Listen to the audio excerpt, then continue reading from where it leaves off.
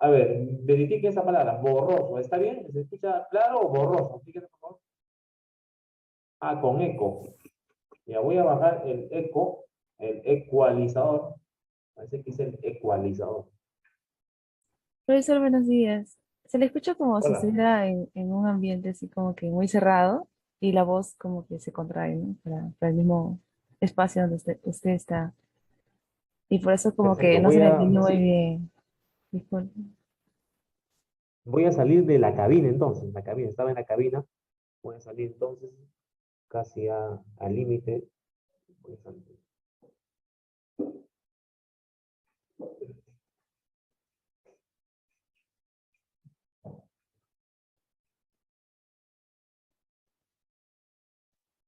Bien, ahora sí, parece que ya se fue el eco, se fue el eco. No, tampoco, no estoy en una caja, no voy a creer que es una caja. Ahora sí ya, estamos en verano y la puerta tiene que estar abierta, la ventana también abiertas, también para evitar el Omicron.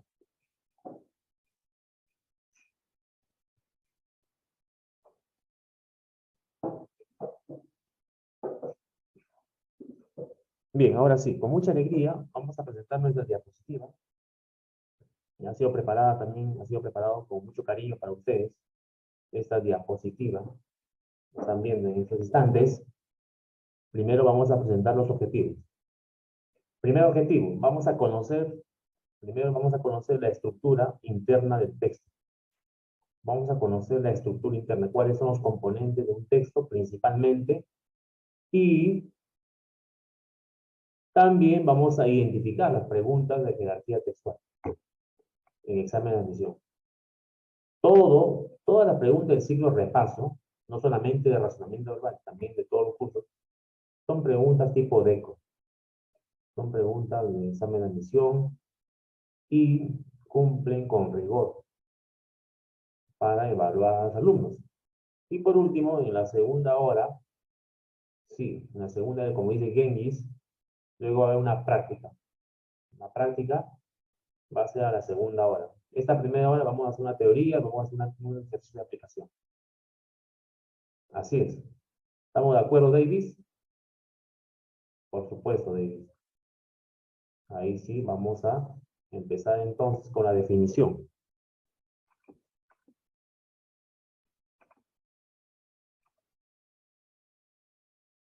¿Así? A ver, un momentito. Chample. Ah, ya, perfecto. Muy bien, Joel, tiene razón. Gracias, Joel. Gracias, Joel. Gracias, Joel. Ah, ya, tiene razón. Sí, sí, tiene razón. Ya solamente, solo nos queda la práctica, ¿no, David? Muy bien, gracias, David. Excelente. Gracias también a Guido. Gracias también a Joel. Sí, es una hora, como dice Joel. Gracias, Joel, desde San Juan de Lurigancho. Gracias, gracias. Bien, entonces, ya como dice el profesor, usted ya hizo la teoría, solamente nos falta la práctica. Acá está la práctica. Entonces, vamos directo, con mucha alegría también, a resolver la práctica.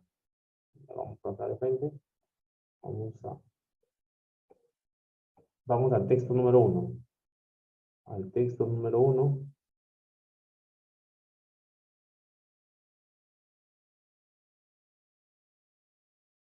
Ah, entonces, ya hicimos también la práctica.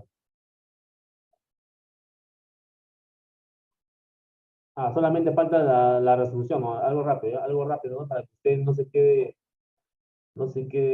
digamos, con la duda de la pregunta, porque sé que también en la pregunta uno ha habido un problema en la 1. Dice, profesor, en la 1 no entendí esa palabra circular.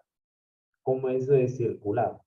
Porque yo circular lo tomé como transitar, como tránsito, pero no sabía que había otro significado. Porque recuerda que estamos en el contexto de la enfermedad, del coronavirus. Y como hablamos de un virus, el COVID-19, entonces dice, o al menos no dejar de circular en el mundo. Al decir circular, no te está diciendo que el virus va a transitar. Transitar, hablamos pues de peatones, vehículos, pero acá en el texto se entiende, y aquí sí hago hincapié, dice, cuando dice, o al menos no dejar de circular en el mundo en el corto plazo, enfermedad de la que poco se sabe. Es decir, el autor señala que como sabe poco de ese virus, o al menos lo necesario, la gente todavía se siente como en zozobra, en incertidumbre. Y en ese sentido, el autor señala que mentalmente, los seres humanos, también somos muy influenciables.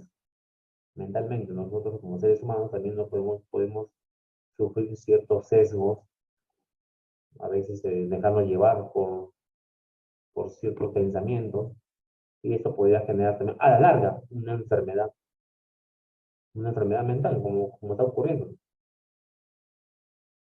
Dichos sesgos, oye, acá hago hincapié porque aún no me pregunta, profesor, ¿qué es un sesgo? ¿Qué es un sesgo?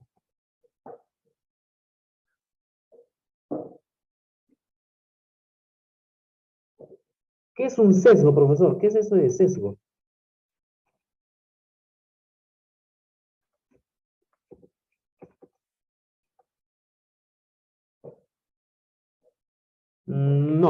No tanto miedo, sino el sesgo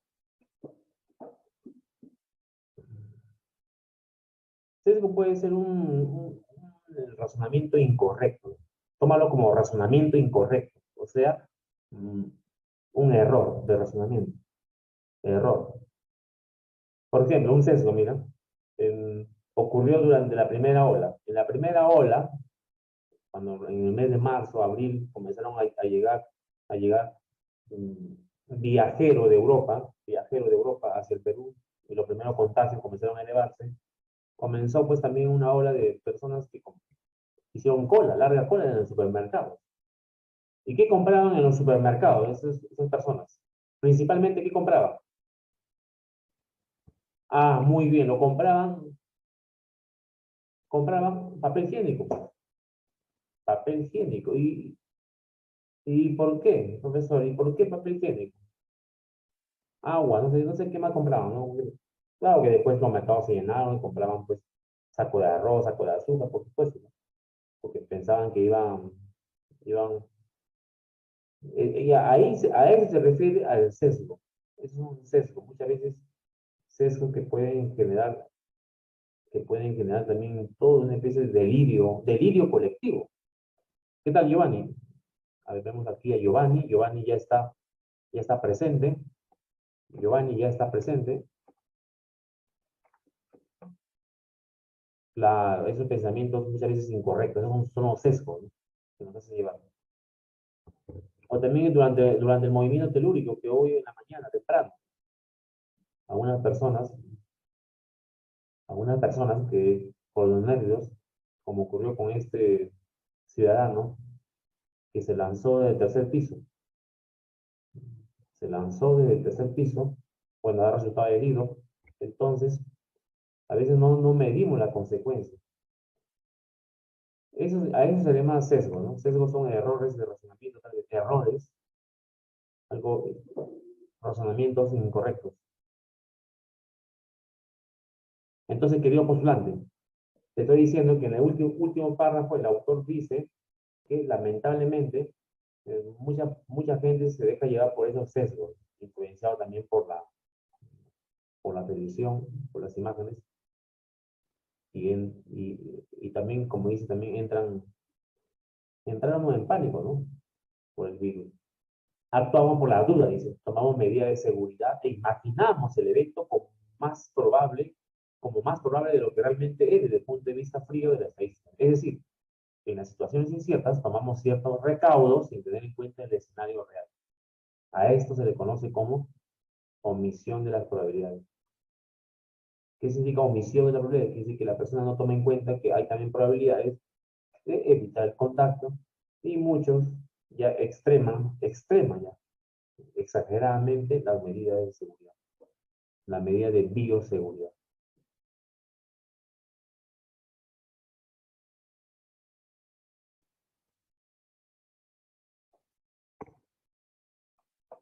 Finalmente, a esto se le conoce como omisión de probabilidades, y es un sesgo que ocurre cuando reaccionamos por el evento emocional y no por la posibilidad real.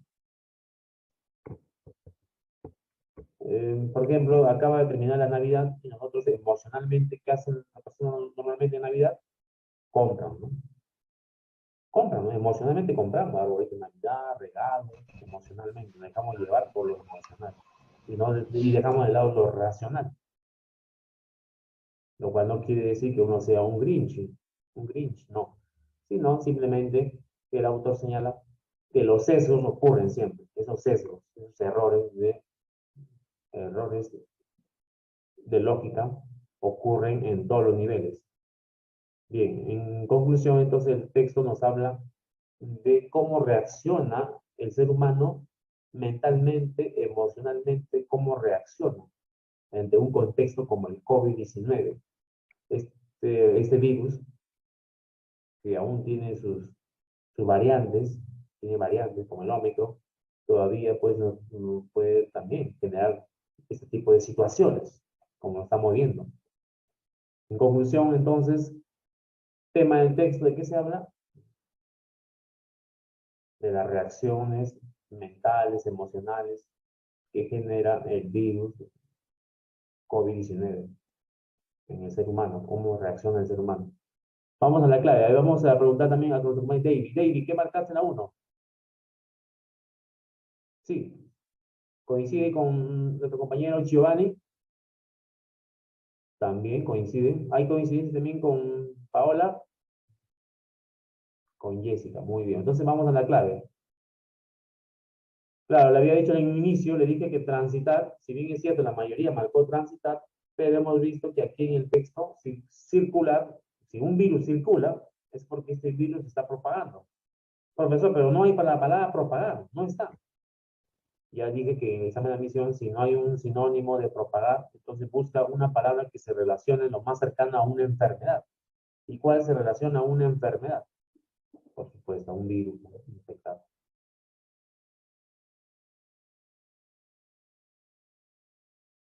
Así es, David, claro, correcto.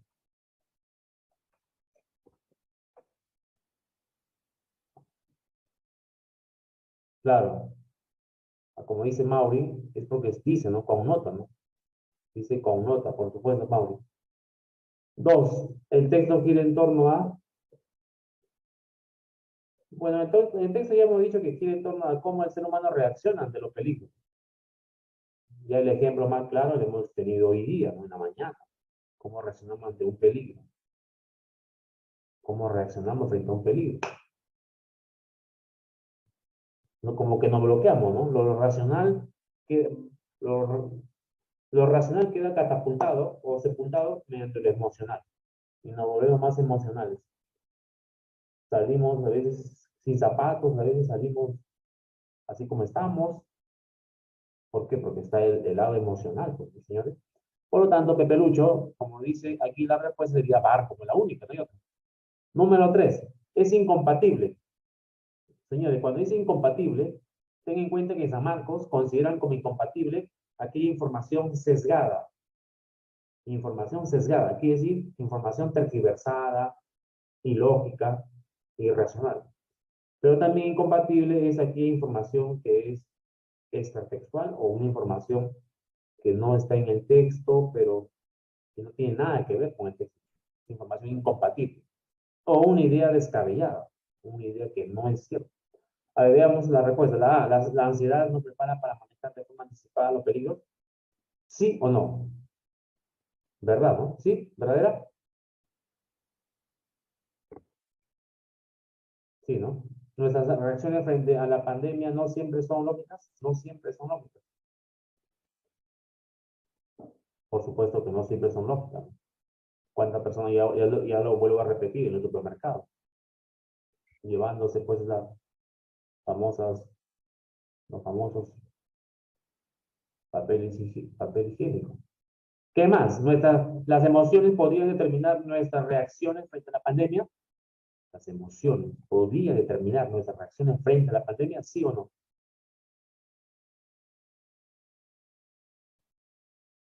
¿Sí? ¿Verdadera? El miedo es generado por la ansiedad y esto es generado por la incertidumbre. ¿O es al revés? El miedo es generado por la ansiedad Y esta, o sea, la ansiedad es generada por la incertidumbre. No, la incertidumbre genera ansiedad. Recuerda, la incertidumbre genera ansiedad. Por lo tanto, es al revés ahí. La clave, como dice por ahí la respuesta, incompatible, ¿no? Dado sería. Dado. Profesor, y la C, como dice por aquí,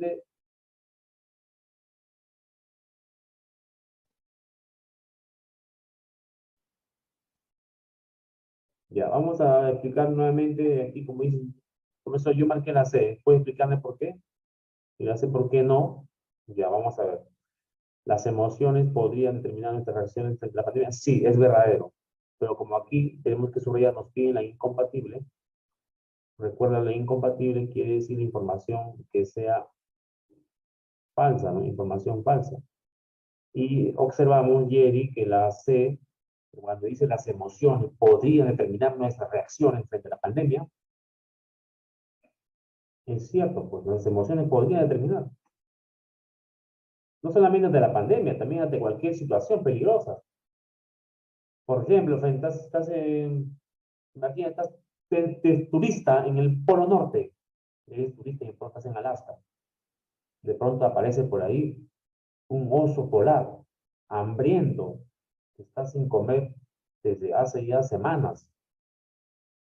¿Qué hace tu cuerpo? ¿Cómo se prepara tu cuerpo?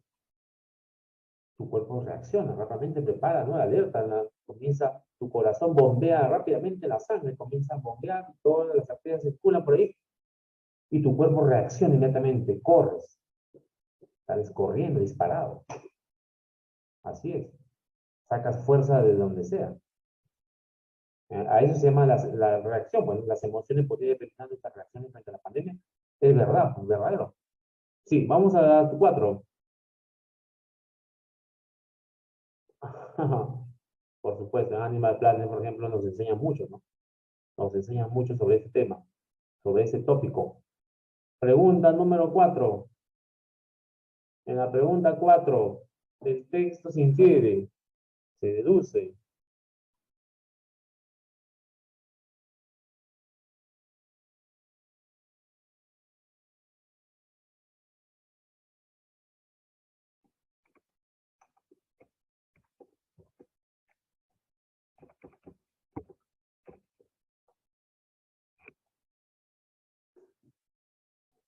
Esta pregunta de inferencia, de deducción, muchas veces el alumno puede caer en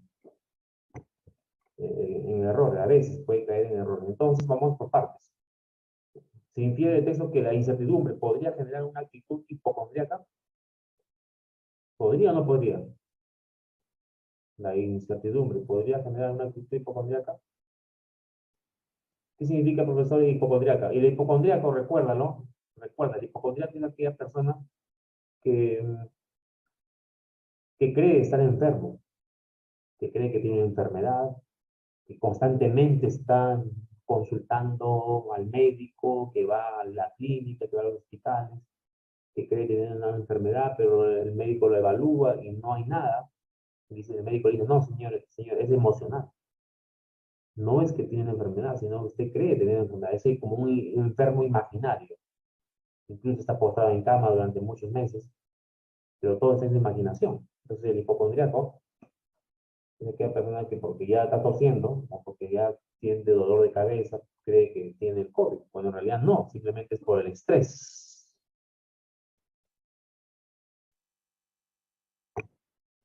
La B, por lo general los mecanismos heurísticos presentan sesgos. Profesor, ¿qué demonio significa heurístico? ¿Qué es eso de heurístico? ¿Qué puede implicar? Ya vamos a explicarlo paso a paso. ¿Qué es heurístico? En el texto habla de heurístico, por supuesto. Pero ¿qué son mecanismos heurísticos? Los mecanismos heurísticos serían como esos mecanismos que usamos los seres humanos cuando vamos a solucionar un problema. Cuando solucionamos un problema. Por ejemplo, tenemos un problema del agua, ¿no? Tú dices, abres el caño y no sale agua.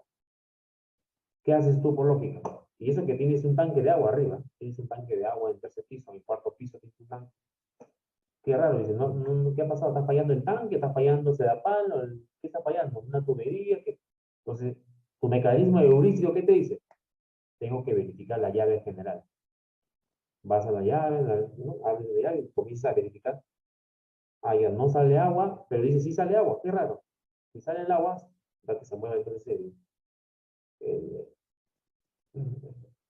el lugar donde se aparece siempre, ¿no? Evalúan siempre cuando levantan la tapa del buzón, comienzan a evaluar, ¿no? Entonces, postulante, tienes que tomar otro mecanismo, pues, verificar, pues, si de repente no hay una tubería que se ha roto, que hay una fuga de agua, ¿qué ha pasado? Entonces, de repente un vecino, por ahí. La caja, ¿no? Como dice el Laguerre, tienes que fijarte bien en la caja. Entonces, son mecanismos heurísticos. Entonces, en pocas palabras, mecanismo de heurístico tiene que ver con procesamiento lógico. Procesamiento lógico. Pero ¿qué sucede con los seres humanos? ¿Es verdad que por lo general los mecanismos heurísticos presentan sesgos? Sí, pero está en el texto, ¿no? Eso lo dice el texto, es verdad. Pero lo dice el texto, no es inferencia. La B de barcos está en el texto. La C también, ¿o no? La pandemia de coronavirus permanecerá por siempre en el mundo. No, la C no lo dice el texto, tampoco no dice que permanecerá en el mundo. Simplemente no sabemos. Al menos si fuésemos pitonizos, sí. Si fuésemos pitonizos o videntes, o como el chamán del norte. La D, ¿el coronavirus genera muchos problemas económicos? Bueno, en el texto no lo dice, no está hablando de los problemas económicos. En el texto habla de problemas económicos, entonces se sale del tema, ¿no? Entonces, ¿cuál es la respuesta? La A sería la respuesta. ¿Por qué? Porque el autor señala de que mucha incertidumbre, muchas dudas al respecto. Nosotros podemos tomar incluso medicamentos, no sé, había muchos medicamentos que habían tomado pacientes para poder prevenir el COVID. Correcto, muy bien postulado. La ivermectina, creo que era, ivermectina, no sé cuán eficiente era la ivermectina, o también cloro, no sé, cloro, no sé qué, clorito, ¿no? Clorito. Entonces son,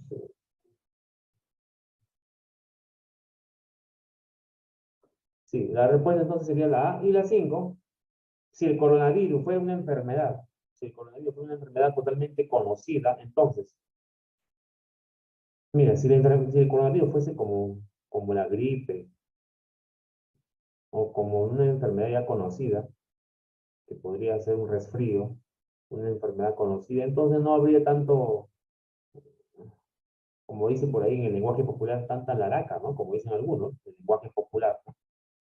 Tanto aspaviento. Por lo tanto, la respuesta, señores, sería la opción B de barco. ¿Está bien? ¿Te conforme? ¿No generaría incertidumbre? Sí, no generaría incertidumbre. No habría la incertidumbre.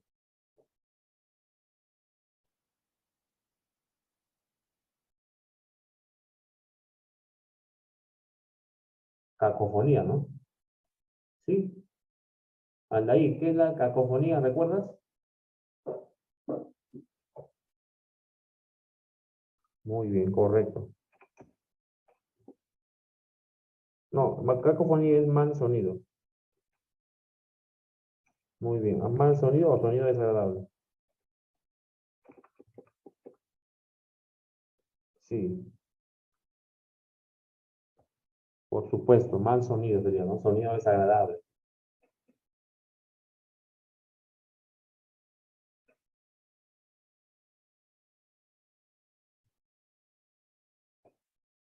Y vamos a pasar ahora al texto número 2. Bueno, el texto 2 también es un texto bastante actual, muy actual, y sobre todo que nos hace reflexionar sobre este problema de la violencia contra la mujer. Cuando hablamos de violencia no nos referimos solamente a la violencia física, también a la violencia psicológica, también la violencia económica y la violencia como dice el texto, sexual también, ¿no? Violencia en diversos niveles. El autor del texto en el primer párrafo presenta el tema. O sea, si el texto presenta el tema al inicio, ¿qué tipo de texto es? Por supuesto, por supuesto que sí. Si el tema está al inicio está la idea principal, entonces es un texto, recuérdalo siempre, es un texto analítico. Analítico porque la idea principal está al inicio. Como debe ser, Davis. Siempre recuerda al autor, siempre tenemos que leer el pensamiento del autor. Por supuesto, leer el pensamiento del autor. Porque para entender el texto recuerden que leer un texto como un diálogo, una conversación entre el autor y el lector. Nosotros como lectores tenemos que dialogar con el autor para poder comprender. Tiene que haber una cierta empatía también. Cierta empatía, como dice Davis. Ajá. Entonces, en el primer párrafo ya está el tema, ahí está el tema central. Nos va a hablar sobre la violencia en la mujer que se ha generalizado. Ahora, pues, ministros o presidentes también ya se pronuncian. Incluso el Papa también, el Papa Francisco ya se ha pronunciado sobre esta plaga que afecta a las mujeres y vulnerando sus derechos fundamentales. El derecho a la vida, el derecho también al libre pensamiento, atentando contra su vida e impidiendo el desarrollo de una sociedad inclusiva y democrática. Ahora, si hablamos de Afganistán, si hablamos, por ejemplo, de los talibanes, de la zona del Medio Oriente, bueno, ahí existe una cultura, pero la cultura también proviene de la religión. Y es ahí donde las mujeres también son vistas, ¿no? Prejuiciosamente. Las mujeres usan un tipo de atuendo llamado burka. Las burkas cubren todo el cuerpo, prácticamente, todo el cuerpo. Solamente ellas pueden mirar a través de una especie de rejillas, de mallas, que se coloca en la vista, delante de sus ojos, y pueden así transitar por las calles. Hablo de las ciudades de Afganistán, algunas ciudades donde las mujeres tienen que transitar con ese atuendo que las cubre totalmente. ¿Es, profesor, ese tipo de violencia también? ¿O no? Es su cultura, profesor? Es parte de su cultura, de su tradición. No podemos decir que hay violencia ahí. Me dirán algunos me dirán así, pensarán, profesor, pero es su cultura, no es que haya maltrato. Claro, visto desde los ojos occidentales, claro, visto desde los ojos occidentales podemos verlo así. Pero también en el mundo occidental, la televisión, la televisión también transmite, ¿cierto? La publicidad sobre todo transmite la cosificación de la mujer y también la música también. No sé si van a escuchar una canción también de reggaetón o alguna canción de letras ciertos cantantes, donde también se cosifica a la mujer. Es también una forma de maltrato desde el punto de vista de Occidente, de Occidente. Porque así también como uno observa el mundo oriental de los talibanes, ellos también pueden estar juzgando y diciendo, pero si ellos también publican sus revistas, tienen sus canciones que denigran a la mujer, si los occidentales también tienen su televisión donde se cosifica a la mujer, ellos también tendrán sus propios pensamientos del mundo occidental. Entonces, postulante, en realidad, pues en todo el mundo, ¿no? En todo el mundo, la violencia, como dice la autora, se ejerce en todos los niveles socioeconómicos, no solamente es de los niveles económicos muy bajos, sino también en niveles económicos también altos. Y también en diversas zonas, urbanas o rurales. Como dice el texto aquí en el segundo párrafo, la violencia que observa que es un problema ya que obedece a estructuras jerárquicas patriarcales. ¿Qué es eso en cristiano? ¿Qué es eso de jerárquicas patriarcales? ¿Has escuchado la palabra patriarcal? Patriarcas. No, patriarca tiene que ver con los padres, ¿no? Los padres. Patriarca viene de padres, pero también patriarcal tiene que ver con la hegemonía de los varones, de los varones. Se está refiriendo que a la norma, las leyes, las normas, las leyes, los códigos han sido siempre reflejo de la autoridad del hombre, ¿no? De la autoridad, como dice el Lair, la mayor autoridad del hombre. O sea, en todos los siglos, durante muchos siglos, muchas culturas, la mayoría de los códigos, las normas, la ley han sido pues también hechas por varones. Y se ha excluido también a la mujer. Y en ese sentido, en el texto señala que tiene también un trasfondo cultural. La violencia tiene un trasfondo cultural, donde las mujeres son vistas como objetos desechables y maltratables. Prueba de ello es de que las múltiples violaciones a nuestros derechos se desarrollan tanto en tiempo de paz como en tiempo de conflicto armado. Bueno, en la Segunda Guerra Mundial, por ejemplo, las tropas enfrentadas, los ejércitos también ocasionaban a la población, ojo, en los ciudadanos, la población que no estaba en guerra, en la población, porque los ciudadanos también tienen sus derechos, también habían sido violentados. Entonces, todo ello conlleva que tanto en tiempo de paz como en tiempo de guerra, siempre las mujeres, la parte más débil, son las que sufren mucho. Y con ello se evidencia que las mujeres se enfrentan a la discriminación también del Estado, de su familia y de la comunidad en general. Las mujeres siempre se enfrentan a la discriminación y violencia del Estado, la comunidad y la familia. Y eso ha sido durante muchos siglos, ¿no? Que las mujeres han tratado de enfrentarse a esta hegemonía, pero la respuesta, ¿cómo ha sido? La respuesta ha sido también prácticamente, también la reacción ha sido muy fuerte. Cabe resaltar, dice que existen distintas clases de violencia en las que las mujeres siempre han sido protagonistas, siendo la más destacada la violencia física, la sexual, la psicológica, la violencia económica y la autoinfligida. Bueno, la violencia económica, saben ustedes que se da porque normalmente o tradicionalmente los varones siempre han ejercido un papel de la manutención, han ejercido la manutención en el hogar tradicionalmente y muchos varones al tener esa función también han ejercido cierto control sobre ellos. Pero hoy en día, si vemos que las mujeres pueden llegar a ser profesionales y con ello también tener independencia económica, va a ser muy difícil que el varón en este caso ejerza pues una presión económica o al menos una violencia económica. Porque si el varón ejerce el control del dinero y,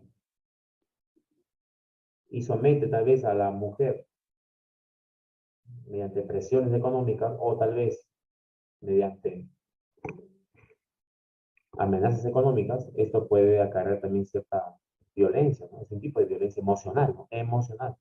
De repente una madre soltera que no recibe la manutención para sus hijos, para que puedan estudiar, también se ejerce un tipo de violencia. Finalmente, también está, dice el texto, en la parte final, estas violencias no son exclusivas, dice, de ningún sistema político o económico, desgraciadamente se dan en todas las sociedades, en todas las sociedades se dan este tipo de maltrato. Bueno, en el Perú no se escapa de eso también. Y hemos visto pues cómo en nuestro país en los últimos años ha aumentado el tipo de violencia. Y más todavía con el aislamiento social, con el confinamiento, muchas parejas tuvieron que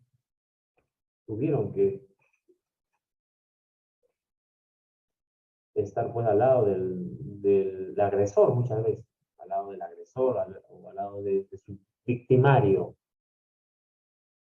Las estadísticas son muy frías acá en el Perú. Del 2003 al 2005, en ese lapso, del 2003 al 2005, se reportaron 265 casos de crímenes contra mujeres. Se refiere a asesinato, ¿no? Asesinato, feminicidio. Y luego dice en el 2018, antes de la pandemia, o antes de la pandemia del 2019, Solamente en ese año, en el 2018, en un año, ya había 149, casi 150 víctimas de asesinato. Mientras que en el 2019, los dos primeros meses, enero y febrero, en enero y febrero ya habían ya 22 víctimas. 22 víctimas. Llegó la pandemia. ¿Y qué pasó, profesor, en ese lapso? ¿Hay estadísticas? ¿Hay datos? ¿O ya no hay datos? ¿Qué crees tú? ¿Disminuyó o aumentó? ¿Qué crees? 2020, la pandemia, 2020, 2021. Uno puede decir, profesor, ¿no tenemos datos o hay información? Si hay información, hay datos. Ya pronto van a ser revelados. Aumentó. Entonces, lo más lógico es decir que aumenta. ¿Por qué? Por los problemas económicos, ¿sabes que los problemas económicos generan conflictos? Los problemas económicos generan conflictos. Si en el hogar hay problemas económicos, lo económico prima, va a haber discusión por el dinero, por la plata. Entonces, eh, sabes que durante esa primera ola, segunda ola, también muchas personas dejaron de trabajar, más estrés, porque nadie podía salir. Entonces, esto se ha incrementado, ¿no? Notoriamente.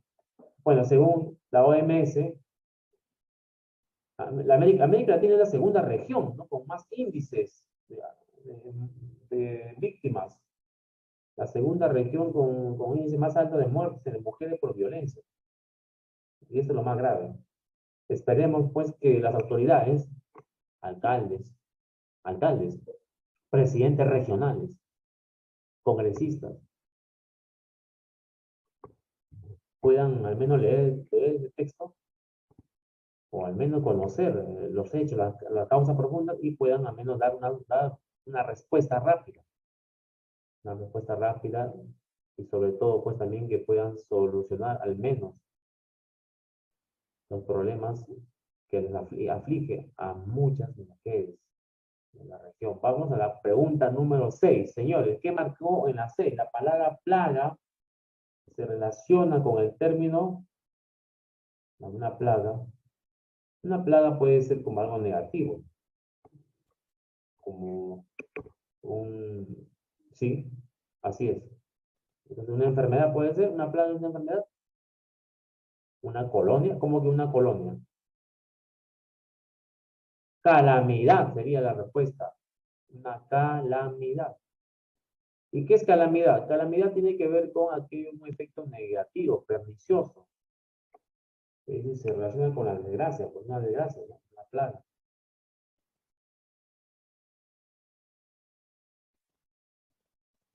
Muy bien, David.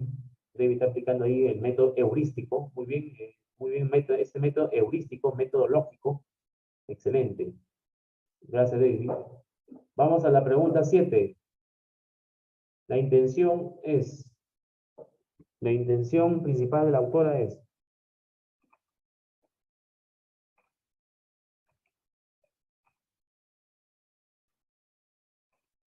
ujú.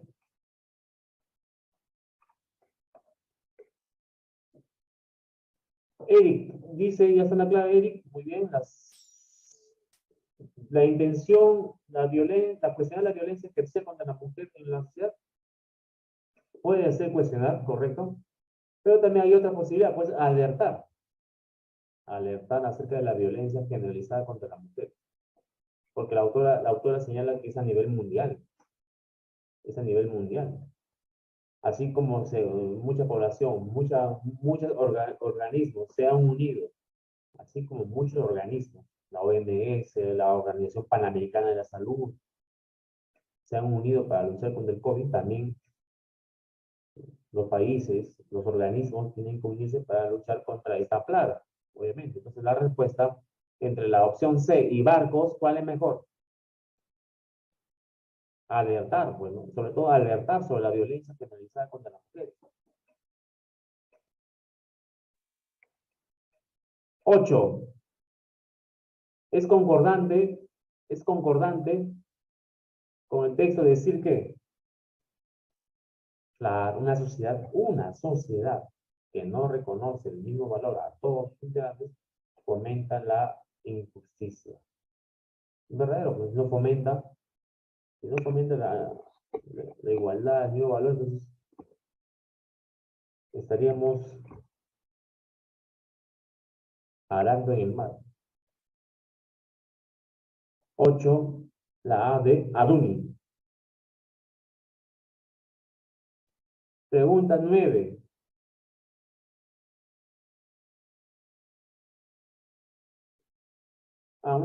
Sí, Eric, sí, por supuesto. Vamos a explicar así.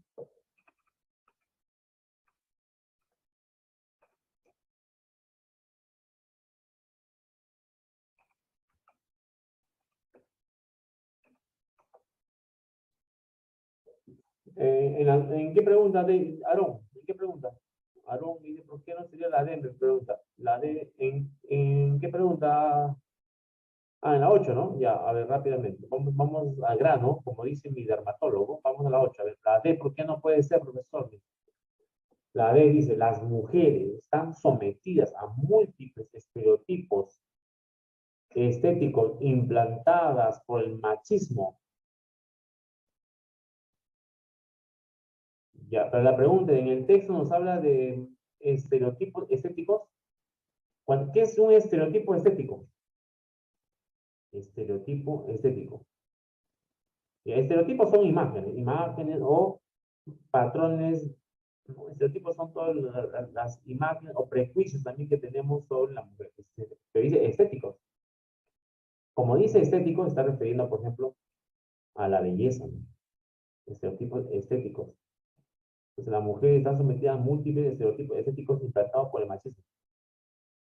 Quiere decir que la mujer, según lo que yo entiendo de la D, esa quiere decir que la mujer, los prejuicios que puede tener un varón es que todas las mujeres tienen que, por ejemplo, supongamos, ¿no? Un estereotipo puede ser de que las mujeres siempre tienen que tener el cabello, por ejemplo, el cabello, no sé, pintado, o siempre la mujer tiene que, ¿no?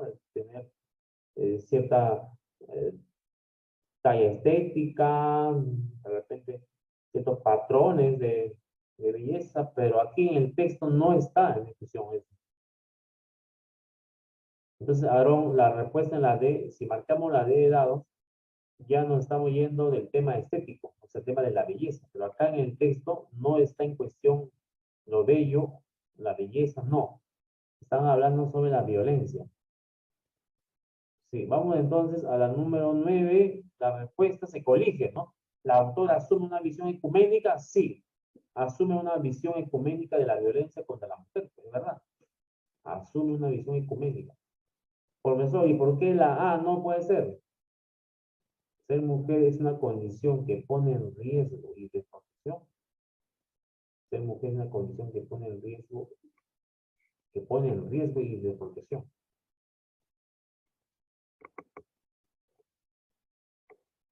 Bueno, para poder responderla, ser mujer es una condición que pone en riesgo y desprotección. En realidad es el mismo sistema, ¿no? El mismo sistema patriarcal que genera estas condiciones. No es que porque uno nace mujer, ya pues no podemos decir que la causa, ¿no? Me parece que la está hablando que la mujer es la causa o es el factor principal de lo que de su desprotección, cuando en realidad no es así. Más bien son los factores culturales, sociológicos. Y la 10, en relación al texto, si el Perú logra hacer una sociedad más inclusiva y democrática, entonces,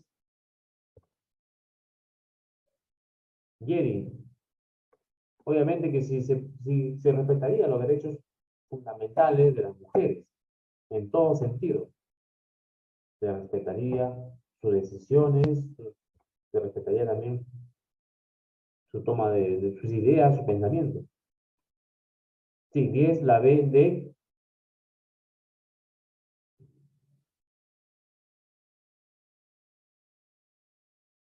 Brian.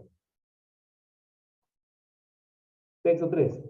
En el texto 3 nos habla de cómo la cultura afroperuana ha contribuido, cómo ha contribuido en la formación también de la identidad del Perú. Bueno, en el texto 3A señalan que en realidad ha sido poco estudiado, ¿no? La presencia de afrodescendientes en el Perú ha sido muy poco estudiada debido a que, ¿cuál es la causa ¿Cuál ha sido la causa por la que en el Perú no se tomó en cuenta la historia, el aporte de los afrodescendientes? ¿Cuál es la causa? Ahí está, en el texto. La causa es justamente de que siempre ellos han aparecido o han sido tomados como subalternos, subalternos, quiere decir que no han sido abordados en su real dimensión.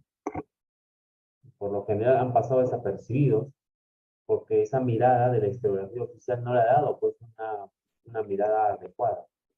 Más bien han dado una mirada de soslayo, una mirada de, vamos a decirlo así, digamos, han querido ignorar. Tal vez ha habido una especie de soslayo, pero no la han visto en su real dimensión. Existe una invisibilización de la población afroperuana y una visión reduccionista de sus aportes al desarrollo de la República y de la cultura peruana. E incluso algunos han puesto en cuestión el estatus del pueblo afroperuano como parte constitutiva de la nación.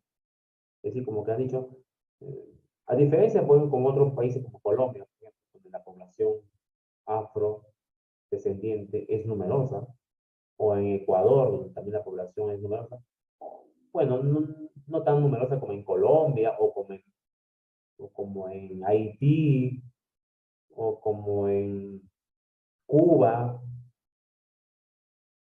en República Dominicana. Si comparamos Jamaica, estos países ha habido gran población afrodescendiente. Tal vez la cantidad, por la cantidad no han sido tomados en cuenta. Pero el autor señala que en el texto 3A, y acá termino, dice que se plantea que la historiografía oficial ha asumido una mirada discriminadora de los grupos sociales populares instalados en una cultura oral como la afrodescendiente. Y además, porque en el Perú ha primado un mestizaje, como ha primado un mestizaje entre lo español y lo andino, entonces esto ha generado que la población afrodescendiente no haya sido valorada en su gran dimensión. Veamos qué dice el texto 3B. El texto 3B señala lo contrario, señala que la nueva historiografía, no la antigua, porque la antigua es poco conservadora, la antigua historiografía no tomada en cuenta, pero ahora la nueva sí. La nueva historiografía considera que los afrodescendientes han jugado un papel muy importante, un papel decisivo en la larga y dinámica historia local del periodo colonial peruano. Bueno, tenemos, por ejemplo, a grandes representantes de la cultura afrodescendiente, y con esto pues termino aquí. Entonces, enumerar sería pues amplio. Tenemos aquí grandes aportes tanto en el deporte como en la música también, y también en el ámbito de las artes. Sí. Voy a dar la clave y termino. 11. En la 11 postulante la respuesta es la A de Aduni, por supuesto, la A de Aduni, porque el texto 3 es lo que concuerdan los autores. 12, término mirada con otras diversas actitudes, excepto, ¿no? Salvo es menos, hay una que no es tomada en cuenta. La consideración. 12, la A. 13, 13, se puede deducir, ¿no? Inferir dados, 13 dados. 14, de la argumentación del texto 3B, cuál podría ser un argumento que para otorgarle protagonismo al pueblo afroperuano. Y concluimos que la respuesta sería la opción casa, la función de intermediario. Han sido pues ellos los que han entretejido esta relación de la formación de la identidad del Perú. Y finalmente la 15, la argumentación del autor del texto 3B, es válido deducir que el legado de un pueblo puede medirse en términos cualitativos, ¿no? No tanto en lo cuantitativo, sino cualitativo. Bien, muchas gracias por su atención y me despido hasta la próxima semana.